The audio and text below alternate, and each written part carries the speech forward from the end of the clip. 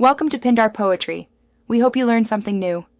You start by confirming you're signed into the Google account you'll use for teaching. This ensures class ownership and access.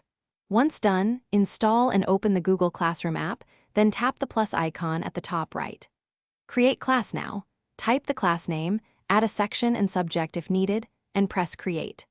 This establishes the classroom container where you'll post work and invite students, so make sure details are accurate before moving forward. Next, build your class structure by switching to classwork and tapping Create to add an assignment, question, or material. Include a clear title, instructions, due date, and attach files or drive links. Once assignments exist, return to People to add students. Share the class code on Stream or use Invite right arrow students to send emails directly.